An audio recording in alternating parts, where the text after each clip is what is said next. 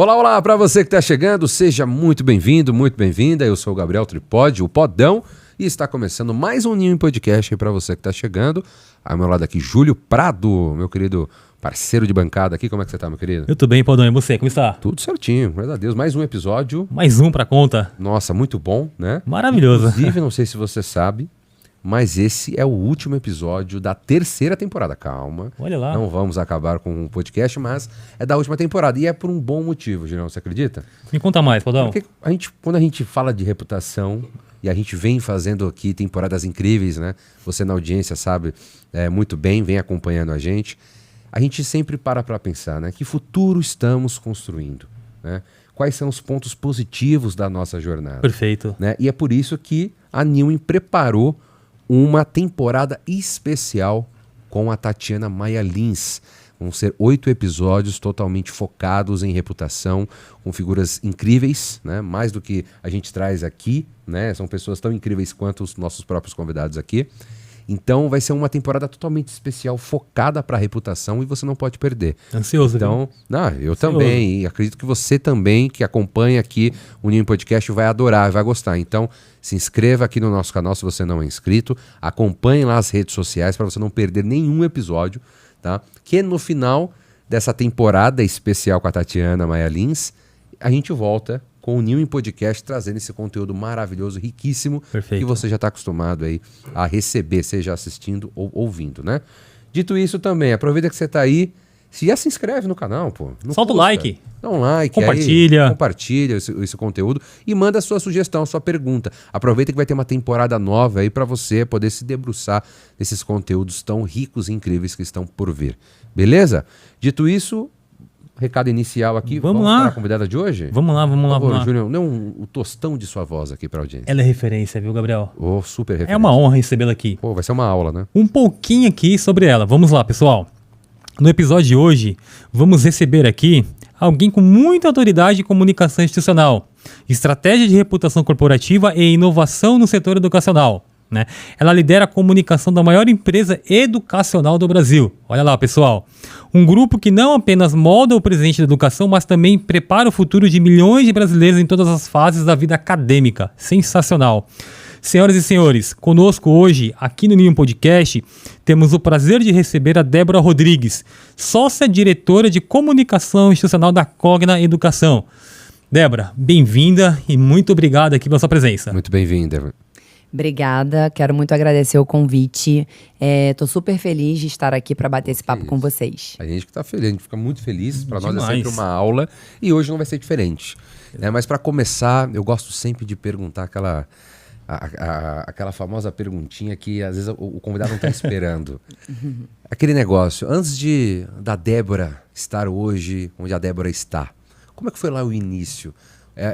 Essa área de atuação é algo que você sempre quis? É algo que a vida te deu de presente? Como é que foi isso? Como que foi esse encontro com a comunicação, Débora? Vamos lá, não foi de primeira, não era óbvio para mim trabalhar com educação, entrar nesse mercado. Eu nem me formei nesses cursos correlatos, jornalismo, publicidade, propaganda. Na verdade, eu me formei em relações internacionais e comecei porque eu queria trabalhar com comércio exterior. E aí comecei num estágio numa empresa de logística alemã, lá no Rio de Janeiro, sou carioca. E comecei a trabalhar com aquilo, achei muito chato, muito burocrático. E aí dentro da própria empresa eu fiz um shift para a área financeira. Fui para finanças, ainda estava estudando RI. E aí fiquei 2 anos e meio e falei, putz, não é isso também que eu quero para minha vida. E aí foi quando eu estava quase me formando ali já. Comecei a ter na faculdade algumas matérias relacionadas à comunicação, marketing e tudo mais. E aí eu falei, é isso que eu quero, é com isso que eu quero trabalhar. Foi aí que me caiu a ficha. Ah, legal. E eu aí acabei continuando nessa empresa por mais um tempo, ainda nesse setor financeiro, na controladoria. Até cheguei a crescer lá e tudo mais, virei coordenadora, tinha uma equipe, mas não era feliz. Falei, vou ao encontro da minha nova carreira de comunicação, marketing, enfim. Só que eu não queria voltar e fazer uma faculdade de novo. E aí eu fui me inscrever em programa de trainee, porque na minha época, me formei em 2008, tenho 38 anos. Na minha época de trainee, acho que o programa mudou um pouco hoje em dia, você tinha que ter até no máximo 2 anos de formado para poder se candidatar e participar dos processos seletivos. E aí eu tinha, sei lá, 1 ano e 8 meses quando eu comecei a me candidatar. Então, ou seja, era a minha última chance ali naquela leva. Eu me inscrevi em mais ou menos uns 10 processos seletivos de grandes empresas. E eu acabei passando no da Brasil Foods. E aí foi quando eu morei em São Paulo pela primeira vez. Eu tinha 24 para 25 anos. E aí fiz um job rotation de 8 meses na Brasil Foods, passando por todas as áreas. E no final do processo de job rotation, você podia escolher a sua área de atuação. E aí eu escolhi o marketing. Ainda não tinha chegado na comunicação, mas já estava ali bem pertinho. Tava namorando pezinho ali Já estava no pezinho ali, isso. Aí fiquei no marketing, depois fui para o trade marketing.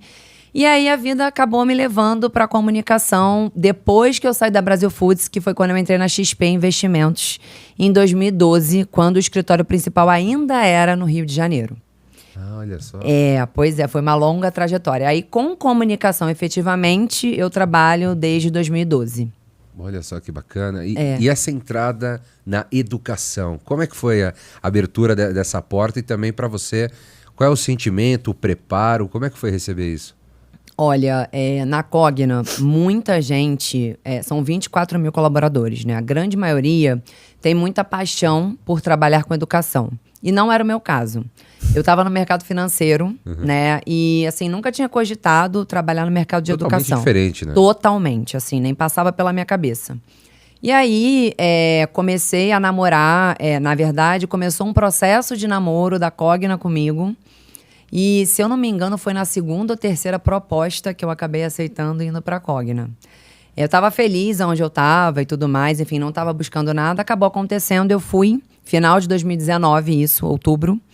E cá estou, até hoje, vou completar 5 anos daqui a pouco, e tem sido uma jornada incrível. Assim, hoje, eu me considero uma pessoa, assim, apaixonada pelo mercado de educação, gosto muito e me identifico demais. Nossa, que bacana. Pra você ver como a vida é maluca, né? Pois é. Maluca. As coisas vão acontecendo. Às vezes, eu sempre pergunto isso porque às vezes a gente não tá nem pensando e as coisas vão acontecendo. Sim. E aí, nessa abertura para o mercado de educação, Sim. o que você sentiu de mais diferente, assim, nessa questão de urgência? Porque imagino que você está mantendo uma rotina, de repente você muda, algumas coisas, uns hábitos acabam mudando também, preocupações mudam bastante. Sim. Quais foram essas preocupações? O que você sentiu de mais dificuldade quando você migrou? Olha, a Cogna é quase como se fosse assim, a Unilever da educação. Isso. Ela tem um ecossistema de mais de 60 marcas. Normalmente as pessoas não conhecem a holding, que é a Cogna. E o meu primeiro dia de trabalho foi o lançamento da marca Cogna. Quando eu entrei, assim, quando eu ainda estava prospectando ali a vaga e tudo mais, não era Cogna, era Croton. Era Croton. A Croton é mais conhecida e tudo mais. E a Croton, nesse shift, virou uma unidade de negócio da Cogna. Então, o nome da holding passou a ser Cogna e uma das unidades de negócio era a Croton. O que eu senti de mais dificuldade é que o mercado de educação é extremamente regulado, tá? E a Cogna, por ser muito complexa, por ter mais de 60 marcas, ela atua em toda a cadeia da educação. Por sinal, o posicionamento aqui que vocês apresentaram estava excelente. Até quero parabenizar aí. Porque as pessoas têm uma certa dificuldade de entender o que a Cogna faz. Elas entendem um pedaço, mas elas não entendem em sua completude. E eu mesma demorei mais ou menos uns 10 meses para ter total entendimento de toda a cadeia de atuação, desde a educação básica até o ensino superior e a pós-graduação. A gente atende aqui dos 2 aos 100 anos, é como a gente costuma se posicionar para o mercado. Então, entender toda essa diversidade de público-alvo, e aí dentro disso, a gente ainda tem soluções e produtos educacionais para diferentes classes sociais também, já bota aí mais um layer, mais uma camada de complexidade no negócio. Então, essa foi a minha grande dificuldade ali, entender esse universo como um todo, porque não era só uma única atuação na educação, mas super sim comum. tudo. Assim, qualquer coisa de educação, curso de inglês, editora, faculdade, escola, preparatório para concurso, a gente tem tudo. A gente tem literalmente tudo. Sim. Hoje em dia, infoprodutores, a gente tem também. Né? Então, qualquer coisa que você fale aqui de educação, a gente tem. Então, e é normal ter esse tipo de demora para entender, porque eu imagino, pô, é um universo gigantesco. É um universo. de É muita informação. É muita informação. É muita informação. E aí, trabalhar com esse tipo de mercado também tem uma complexidade que só quem é da área ali sabe como é que é, né? Sim. E dentro dessas barreiras, dificuldades, imagino que quando você entrou era um mercado de um jeito, hoje já completamente diferente, muita coisa avançou, né? Veio a tecnologia. Como que é esses processos, né, lá dentro, esse mapeamento também e as preocupações? Porque eu imagino que quando você fala de educação, muita coisa agora vem inteligência artificial, a internet entregando tudo muito rápido. Cada hora surgindo uma tendência, uma coisa diferente. Como que são essas preocupações e também esse mapeamento lá dentro? Esse foi um ponto também de grande aprendizagem para mim. Por quê? Quando eu era usuária, né, de escola, aluna ali e tudo mais, a minha experiência foi totalmente diferente do que é a educação hoje. A educação básica ainda é muito, assim, tem muita coisa ainda, né, da nossa época, do passado e tudo mais, da sala de aula tradicional, vamos assim dizer. Mas quando a gente fala do universo de ensino superior, quando eu entrei na Cogna em 19, foi antes da pandemia, né? Já era muito forte o EAD, o ensino à distância, mas ainda existia muito preconceito, né? Isso é verdade. O que as pessoas queriam? As pessoas queriam ainda no ensino superior ir para a sala de aula tradicional, com quadro, professor e tudo mais. Eu sou um desses. Eu ainda sou um pouco também, viu? Mas já quase 5 anos ali trabalhando com EAD, você vai, enfim, quebrando algumas barreiras. Era a mesma coisa com a questão do home office, né? Exato. A mesma Você coisa. tinha ainda esse preconceito. Não, onde já se Sim. viu? Eu preciso estar aqui para entregar e tudo mais. Porque na Cogna já tinha home office antes da pandemia, era uma vez por semana. Só que eu não fazia, não era obrigatório. Você podia fazer uma vez por semana. Legal. Eu não fazia porque eu falava, gente, isso não funciona. Eu não vou imagina. deixar o time para casa também, porque ninguém vai trabalhar, isso não vai dar certo. Enfim, era aquela época que ainda tinha ramal na mesa. Era, né, era outro mundo, 100 anos atrás praticamente. E aí, o que aconteceu? O mercado de educação ele já vinha se transformando em função aí de ter mais capilaridade por meio do ensino à distância. Mas ainda com esse certo preconceito. Então, acessava uma camada da população que tinha menos condição social, financeira de estudar. Sim. Por ser mais acessível financeiramente falando. Sim. Quando veio a pandemia, isso mudou drasticamente. Total. Todo mundo teve Revirou. que se adaptar. Exato. Não só ao EAD, mas também, às vezes, a aula ela até era síncrona, ou seja, você estava ali num ambiente online, mas você tinha interação, não é? Então, era o que a gente chama ali de aula online. É diferente de EAD, porque EAD é uma aula gravada, em que você não tem contato, interação ali com... Direta, né? Exatamente. Você pode tirar dúvidas com o tutor depois e tudo mais, mas é muito diferente. Um processo diferente. Né? Você Totalmente. tem um tempo para ter um material, tem um tempo para você entrar a hora que você Tem quiser. a pré-aula, entendeu? Todo Então, material de apoio, né? Pois é. Tem outras complexidades, né? E aí, agora, né, no pós-pandemia, veio também o advento aí de novas tecnologias, inteligência artificial. E a educação, ela vem se transformando muito, por mais que ainda seja um mercado mais conservador. Né? Até pelo próprio hábito de consumo, né? Do aluno, do usuário, que quanto maior a classe social, mais ele quer sim ter a presencialidade. Isso vem mudando, tá? A gente observa já o comportamento ali de consumo com uma mudança nesse sentido, de maior aceitação do EAD, da aula online e tudo mais. E a pandemia, querendo ou não, potencializou isso. Potencializou super. Bastante. Hoje, a nossa base de alunado, nós temos mais de 1 milhão de alunos, tá, no ensino superior. 70%, 65% é EAD. Ou semipresencial, ou 100% EAD. O semipresencial, você ainda vai para a unidade, né, ter alguma aula ali presencial, com o professor e tudo mais, mas tem uma boa parte de carga horária EAD, tá? E tem também um 100% EAD, enfim, que aí você não tem nenhuma interação ali durante a aula com o professor, mas você tem o pós-aula com tutores e tudo mais. Essa parte na pandemia foi o que mais mudou ou teve uma outra coisa que vocês tiveram que mexer? Porque eu imagino que a pandemia mudou praticamente tudo. Tudo. A gente teve que tombar. Na época, o nosso alunado ali, 70% era presencial. Então a gente teve que tombar todo mundo muito rapidamente. A gente já tinha toda essa tecnologia de EAD, essa expertise, mas a gente teve que tombar todo mundo e fazer essa adaptação das pessoas, dos professores. Então foi um grande aprendizado, mas para a gente não teve tanta intercorrência assim, justamente porque a gente já estava inserido nesse mercado. A Cogna ela tem uma jornada aí, de inovação, de tecnologia, desde 2017, muito forte. Então, a pandemia foi ali em 2020, a gente já estava, bem avançado aí nesses temas. Preparados para isso, né? Isso, sim. E sim. tem a questão também de gestão de pessoas, né? Sim. Principalmente, lidando com não só na parte da empresa, que eu imagino que tenha mudado, a questão do home office, né? Opa, dessa vez o ramal vai ter que ficar um pouquinho de lado, né? E também a questão da educação. Então, essas interações mudam bastante, a estrutura também muda, né? Mas no fim, eu acho que o mercado acabou se acostumando e, de certa forma, se adaptando para isso. Sim. E os resultados também acabaram chegando, né? Sem dúvida, né? sem dúvida. Isso também se formalizou de uma maneira que hoje vocês conseguem manter dessa forma? Ou vocês pensam e falam, não, a gente volta dessa maneira ou deixa híbrido? Como que vocês analisam isso? Hoje o modelo de negócio, ele é híbrido. Então, a gente tem tanto a presencialidade ainda, né? Os cursos presenciais, quanto os 100% online e os que têm semi-presencialidade. Isso aqui falando mais do universo de ensino superior.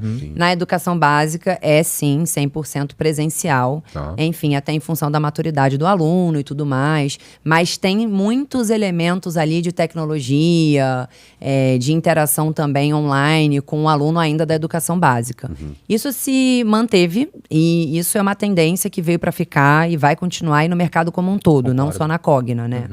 Eu tive a oportunidade de ir para o SXSW esse ano. Eu também fui no ano passado. Legal. Muito legal, muito bacana. E quando você volta de lá, a cabeça volta fervendo, explodindo. É muita informação, né? É muita ideia, coisa, muita coisa. Muita, até uma certa como é que é? Gente, me fugiu a palavra agora. É meio complicada, mas dá pra entender. Eu falei esses dias, até por isso que a palavra veio na minha cabeça. Mas também dá um senso de urgência também muito forte, né? Porque parece que tem muita coisa à frente, você tá até um pouco atrasado. Porque tem tanta informação, tanta coisa que realmente, né, te prende naquilo, né? Infoxicação, lembrei agora. Né? Mas sim, concordo com você. E qual é o principal ponto ali, né? É você conseguir organizar as ideias do que de fato faz sentido e é aproveitável para o seu negócio. Esse é o ponto. E o que de fato você absorveu ali, bacana, ok, mas deixa aqui em stand-by porque não vai ter utilização agora, né? Perfeito, é isso mesmo. E aí você entra em contato com muitas novas tecnologias, você escuta muitos cases, faz muito benchmark ali, conhece gente do mundo todo, do seu mercado de atuação, de outros mercados, e a troca é muito rica, né? E aí você observa que a velocidade que as coisas estão acontecendo hoje em dia, assim, é um novo mundo, totalmente diferente, né? E quem não entrar nessa, né? O mercado que não se conectar com isso, o mercado que não estiver antenado a isso, vai ficar para trás, não tem como. Não adianta brigar, né? Não adianta. Ou você se insere, entra, ou você tá fora do jogo. É basicamente isso. Basicamente isso. E é muito interessante, porque a gente fala de educação, desde cedo, assim, meu pai é professor. Bacana. Então, você vai acompanhando como a evolução e as coisas vão mudando, mas existe uma missão, o que você comentou agora, que é muito bacana para quem faz, de brilhar os olhos, né? Você fala assim, hoje eu dei uma aula legal, uma dinâmica, todo mundo participou, foi assim. Ou você encontra um aluno que depois de muito tempo teve aula com você, o filho dele também está tendo com você. E é muito bacana isso. E é por isso que eu te perguntei da questão da missão, porque eu entendo que é uma dificuldade constante, né? Sim. Porque não tem é aquilo que você mencionou, o mercado está em constante evolução, não tem como você formular um padrão e deixar. Que é uma coisa que eu sinto ainda que tem muita dificuldade no mercado, né? E as pessoas às vezes sentem falta disso, né?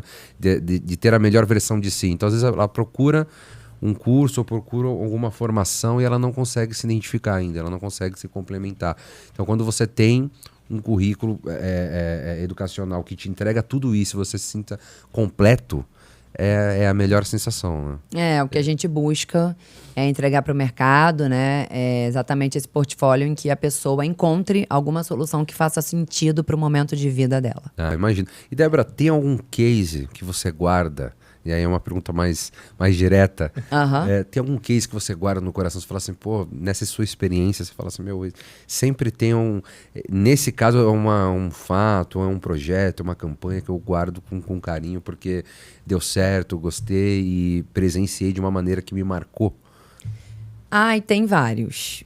Eu vou citar um bem recente, que é até desse ano e que a gente, de fato, tá, enfim, empacotando aí para colocar nos prêmios de mercado, ver se a gente consegue também ser reconhecido nesse sentido.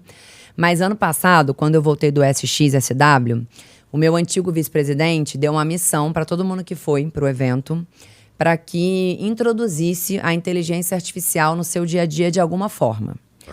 Aí a gente começou com as discussões dentro do time de comunicação e o que era mais óbvio? Na frente de produção de conteúdo, era o que todo mundo estava fazendo até então, né? Só que usar ChatGPT para isso, assim, várias questões aqui, enfim, não era sobre isso. Sim. Né? Que projeto estruturante a gente podia ter dentro de comunicação usando a inteligência artificial. Depois de alguns brainstormings, muitas discussões internas, chegamos a um modelo ali que a gente desenhou e desenvolveu 100% internamente, que foi um chatbot de inteligência artificial generativa, que é do time de comunicação. E como que ele funciona? Ele está integrado ao Teams, então tem lá o aplicativozinho dentro do Teams para o colaborador já acessar rapidamente. E, por meio desse aplicativo, ele entrega para o colaborador, ele é específico para isso, ele é setado, ele é configurado para isso. Ele entrega para o colaborador propostas de conteúdos para serem publicadas em redes sociais. O que a gente quer com isso, né? A gente quer construir marca empregadora, utilizando os nossos 24 mil colaboradores como embaixadores da nossa marca. A gente tem um programa de comunicação estruturado chamado Vozes da Cogna. Esse chatbot é uma ferramenta que está integrada a este programa de comunicação Vozes da Cogna. Porque muitas vezes o colaborador ele quer falar da empresa, mas ele não sabe como.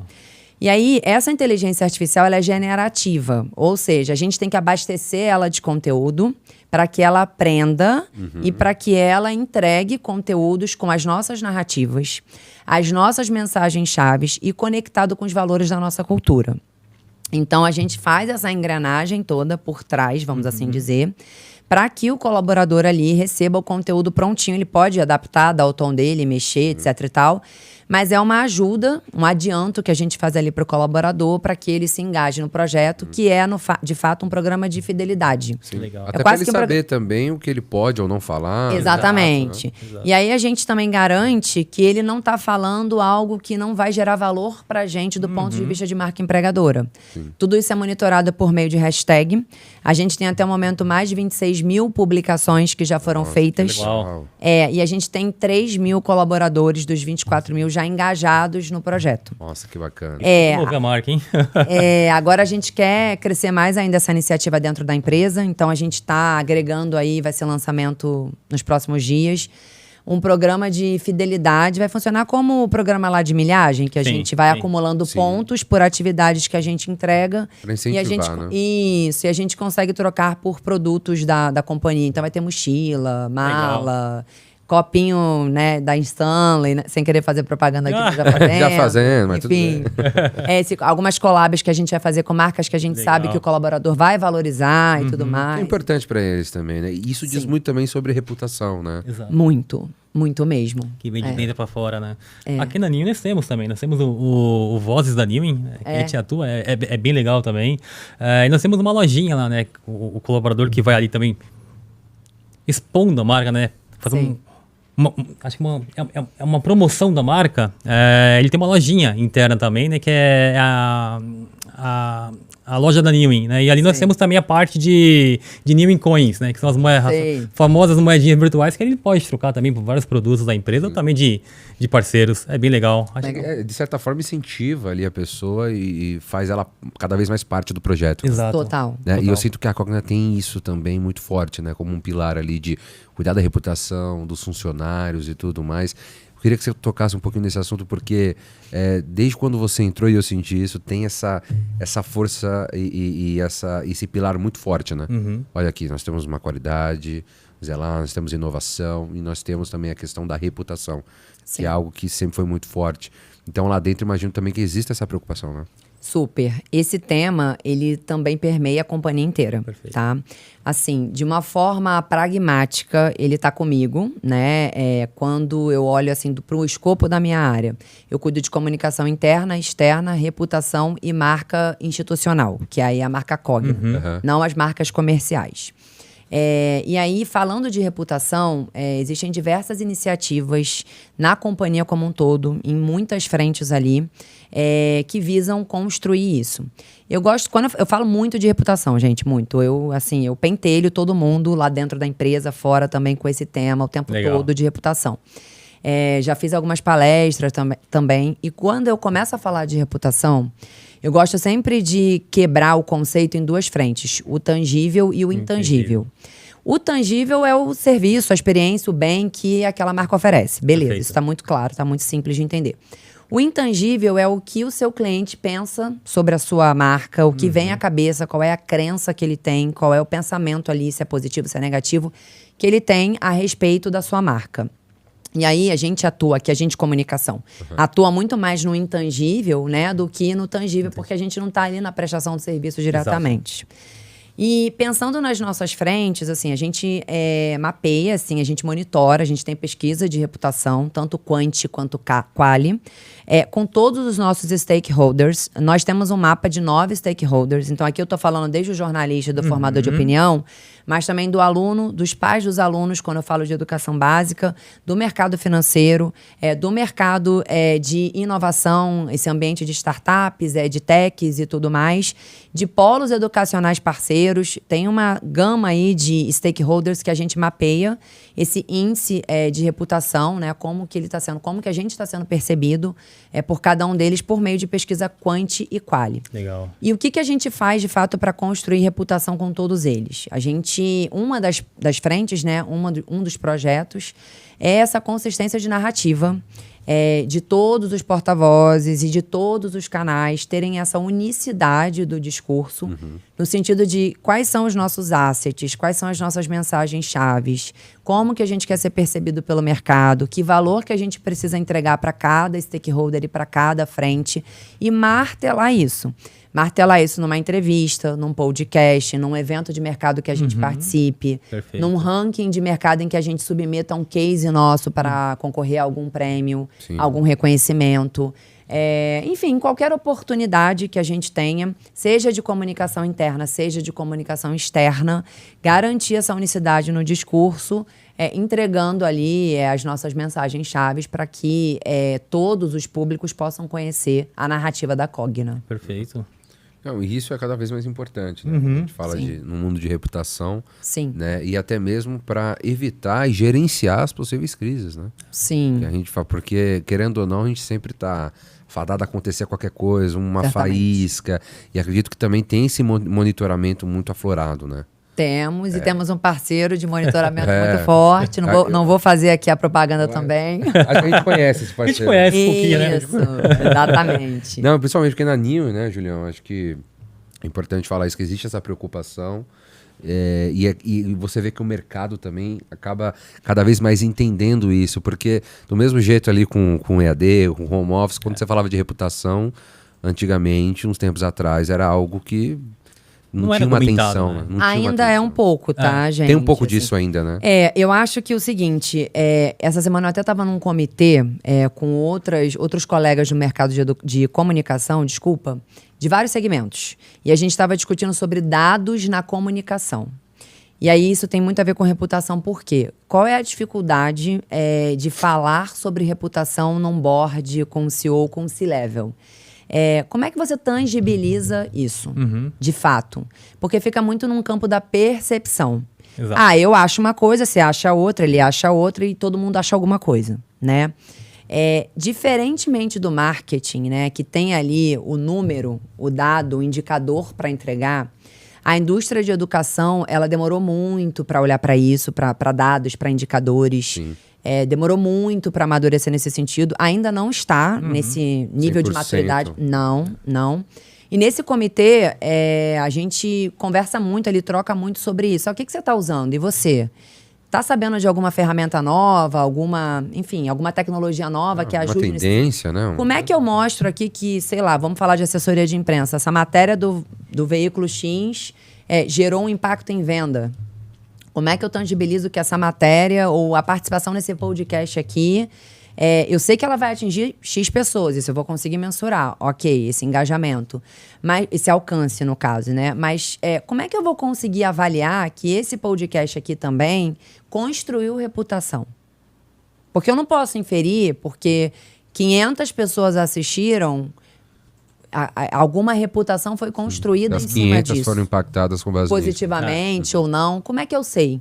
Né? Isso eu estou dando um exemplo aqui do podcast que a gente está conversando, mas isso vale para qualquer iniciativa de comunicação. Perfeito. É claro que aquelas no ambiente digital, a gente consegue avaliar alcance, engajamento, outras métricas, ali fica mais fácil.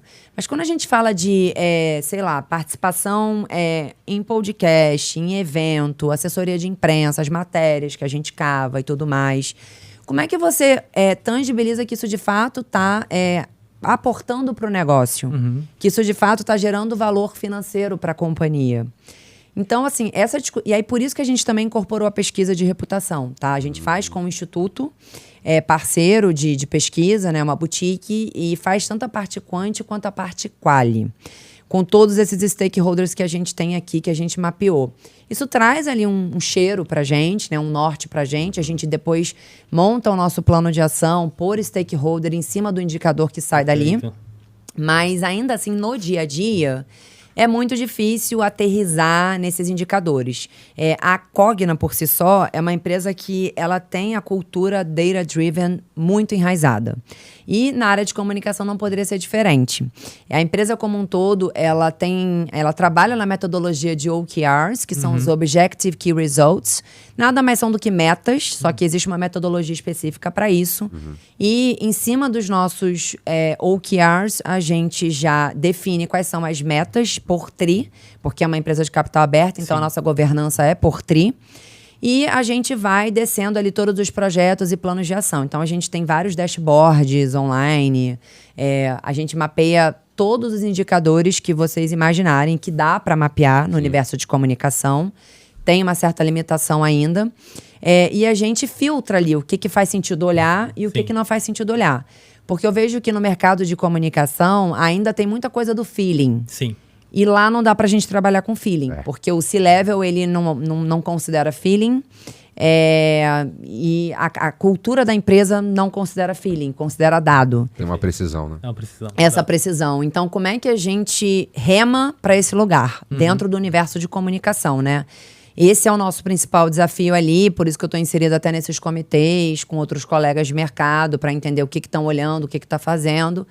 E aí a gente vai definindo um monte de métrica. Uma hora é o share of voice, quem está saindo mais na mídia, no valor econômico ou qualquer outra mídia do que a Cogna no segmento de educação. É a Cogna, não é nosso concorrente. Então isso, quando eu mostro para o executivo, ele já olha e fala, tem valor.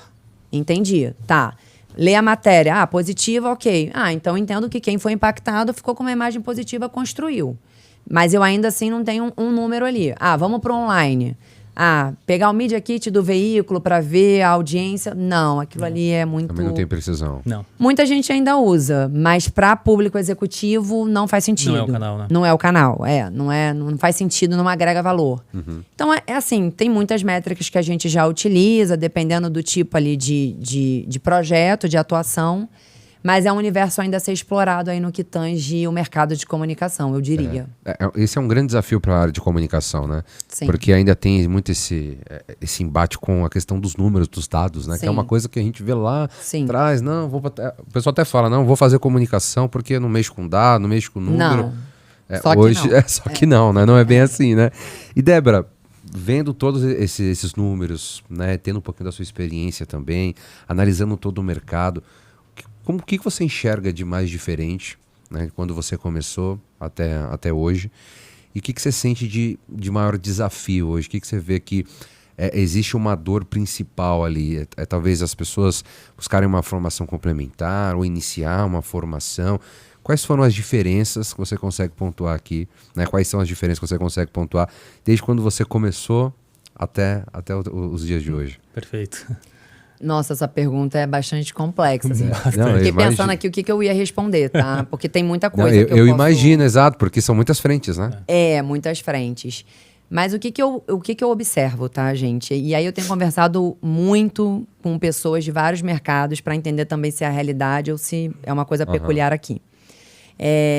O modelo mental de trabalho mudou muito depois da pandemia. Sim. Né? E até a forma como eu entrei no mercado de trabalho, né? Como eu aprendi a trabalhar, do ponto de vista até comportamental mesmo e cultural. Não estou falando aqui de hard skill, de técnico. Estou falando mais dessa coisa de entender qual é a minha relação com o trabalho, o nível de comprometimento, o nível de entrega e de amadurecimento ali dessa relação. Ela se deteriorou muito na minha avaliação. Claro que é para o público mais jovem, para a atual geração. E eu tenho colocado isso, tenho percebido isso como uma grande dificuldade para o mercado de trabalho hoje em dia. Né? A gente, ainda mais quando eu falo de uma empresa de capital aberto, que precisa entregar retorno para o acionista no curto prazo, que tem um timing de entrega mais rápido, mais veloz e que precisa dessa celeridade ali nas entregas. Então, aqui eu estou falando de um time que precisa ter alta performance, precisa ser drivado por número, por dado, por resultado. E encontrar hoje esse profissional tá muito difícil. Muitas vezes a pessoa, num primeiro momento, ela se encanta com a oportunidade, com a possibilidade de fazer parte disso. Mas por conta de toda essa mudança comportamental que teve no pós-pandemia, no mercado de comunicação especificamente, muita gente não quer ir para o escritório mais. Tá? Porque normalmente esses colaboradores, essas pessoas, essa mão de obra, ela vem de agência. O mercado de agência, depois da pandemia, antes da pandemia já tinha um home office, depois então é quase que 100%. Sim. E aí, quando você conversa com uma pessoa que vem desse lugar, ela não quer a presencialidade. Né? Ela não aceita, ela tem essa barreira. Aí, além disso, ela quer muita flexibilidade. E aí ela começa a colocar muitas necessidades que eu vejo que as empresas hoje ainda não estão preparadas para isso, de forma geral. A gente até vê uma notícia ou outra de uma que fez alguma disrupção, de outra que... Mas eu diria que, sei lá, 95% ainda está naquele modelo de trabalho de ter o híbrido, a presencialidade ali pelo menos 2 a 3 vezes por semana, a carga horária de trabalho de 9 às 19, enfim, não ter tanta flexibilidade assim, como as pessoas hoje em dia, no pós-pandemia, querem. Então, eu tenho sentido um pouco desse impacto no dia a dia ali, acho que na entrega como um todo, em gerar esse alinhamento com a equipe que vem com uma outra mentalidade, que aprendeu de uma outra forma, que teve uma outra experiência. Eu acho que não tem nem certo nem errado, tá? Não é que a minha experiência, quando eu entrei no mercado de trabalho, ela era mais adequada, mas eu acho que existe um desafio em encontrar aí um meio do caminho em que exista uma, digamos assim, flexibilização do lado das empresas, mas também do lado dos colaboradores. Exato. De não ser tanto para lá, nem tanto para cá. Achar esse meio do caminho. Então, acho que esse é o principal desafio, eu diria, assim. Isso impacta bastante também, né? Super. Em todas as áreas, né? E até o modo como você entrega também, o modo como você vai mapear, porque você tem que colocar isso em consideração também. Super, né? No processo seletivo. Mas eu não acho que isso seja em todo o mercado, tá? Tem mercados mais tradicionais que, assim, o modus operandi voltou a ser como era antes da pandemia, porque não tem como não ser. Precisa voltar, né? Mas no mercado de comunicação especialmente, isso tem sido mais duro, assim. As pessoas, elas querem trabalhar de fato de casa, elas querem ter flexibilidade para durante o trabalho dar uma atenção para o filho, enfim, fazer algumas outras coisas que antes da pandemia não era assim. Você tinha que ter alguém para cuidar do seu filho, você tinha que ter toda uma rede de apoio, todo um esquema já, porque não tinha isso de, peraí que eu preciso ir ali, dar uma atenção para o meu filho e tudo mais, né? Então, de novo, eu acho que o mundo mudou e aquilo que eu falei até lá atrás da inovação na educação. É também uma inovação no modo de se trabalhar. E as empresas, elas precisam também achar esse meio do caminho, como acomodar essas novas necessidades. Não, faz total sentido isso. Porque chega um momento, igual você falou, essa questão de flexibilizar quando passa um pouco do limite, você acaba perdendo tudo e acaba perdendo um pouco. Fica confuso, né? Demanda muita maturidade também do outro lado, né? Total. Então... Total. Tem que ter os dois lados, né? Não tem como ser só de um lado ou também o outro fechar demais. Né? Eu converso com muita gente hoje que realmente não quer voltar ao presencial. Sabe? Mas a pessoa prefere ficar 5 meses, tirar até um ano sabático, até chegar aquela oportunidade que realmente vai cair do céu para ela. Poxa, isso aqui é 100% home office.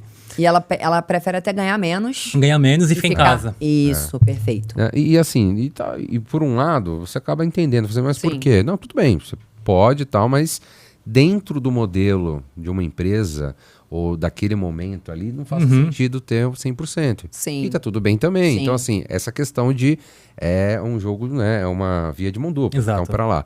Deixa eu entender a sua necessidade, a nossa também, para que a gente consiga chegar numa flexibilização que agrade os dois lados.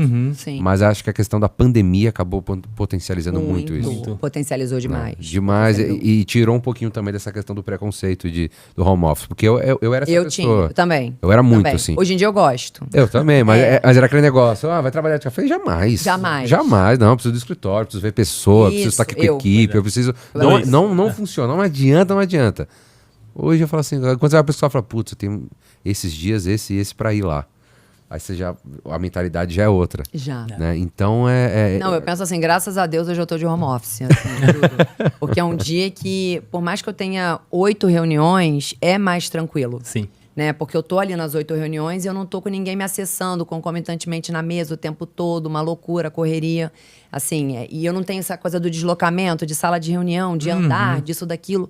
Então, assim, eu prefiro... É mais calmo o home office. Eu gosto do escritório, eu gosto da presencialidade. Para mim, o modelo ideal é o híbrido, mas eu gosto do home office também. E eu tinha preconceito, eu não gostava. E é bom a questão do híbrido também, pela questão do seguinte, às vezes você precisa de um tempo para concentrar também. Sim. Que na sua casa você sabe que você não vai ter. É isso. Não adianta. Então você pode até ter um escritório, você pode fechar numa sala, você pode, mas a energia, o ar, você sabe que é a sua casa ainda. Sim. Que acho que no começo foi a maior dificuldade. As pessoas diferenciarem casa, lazer, entretenimento com trabalho. Então a cadeira que você senta ali no computador é a mesma que você usava para jogar, para ver um vídeo, é a mesma hoje que você está usando para trabalhar, para ter essa seriedade. Então acho que essa divisão que a pandemia acabou dando de herança para todo mundo. Falou, aprenda a virar. E aí quando você vai para o escritório, ali parece que a sua mente ela não se permite você tirar a sua concentração. Sim, o foco é 100% ali. O foco é outro. Né? Mas assim... Hoje em dia, até todo mundo se entender, acho que vai levar mais um tempinho aí.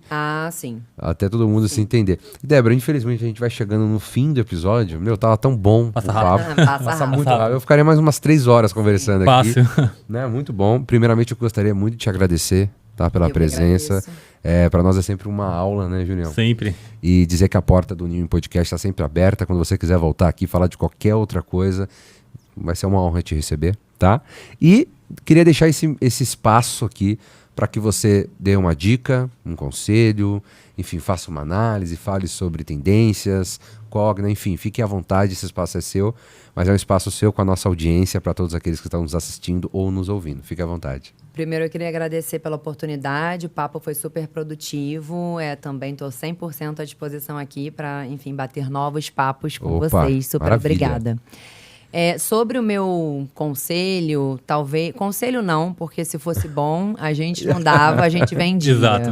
Sobre o meu recado final, vou colocar dessa maneira. Boa. Vou falar aqui especificamente para o profissional de comunicação. Tá. Eu acho que existe uma necessidade de abrir a cabeça, que é um pouco muito do que eu tenho falado ali nos comitês que eu participo, nas agendas de bench que eu faço, com o mercado como um todo. De abrir a cabeça para trazer essa maturidade no que tange dados, no que tange a inserção de inteligência artificial no processo da comunicação, para que essa área ela ganhe cada vez mais corpo dentro das organizações, ela seja mais valorizada e ela esteja conectada diretamente ao negócio. Então, eu queria deixar mais uma provocação mesmo para todos os profissionais aqui de comunicação, de como que a gente pode, cada um dentro da sua organização, dentro da sua empresa, da sua agência, exercer esse papel de amadurecimento da estratégia da área, do posicionamento da área, da entrega dessa área, no sentido de se conectar com o que tem de mais atual no mercado. Seja novas tecnologias, uma cultura de dados e aportar mais para o negócio. Acho que esse é o meu recado final. Pô, sensacional. Perfeito. Pô, se eu tivesse esse recado aí, perfeito. Quando eu tava estudando, tava maravilhoso. Né? Mas é sempre muito bom. Obrigado mais uma vez. Né? Julião, obrigado você também. Obrigado, meu rei. Sempre na uma companhia honra. da bancada aqui. E agradecer também a audiência. Você que ficou até o final, nos acompanhou aqui, nos assistindo ou nos ouvindo. Muito obrigado pela sua companhia de sempre. Lembrando, esse aqui é o último episódio da 3ª temporada, tá? Então voltamos aí depois dessa temporada especial com a Tatiana Maia Lins. Então fique ligado nas redes sociais da Newin, no YouTube também. Então ative o sininho para não perder nada, nenhum episódio, nenhuma novidade, porque com certeza vai valer muito a pena um conteúdo específico, trabalhado, pensado, que com certeza vocês vão adorar e muito. Tá bom? Dito isso, um forte abraço e nos vemos na 4ª temporada. Um forte abraço e até mais, gente. Tchau, tchau. Vai, pessoal.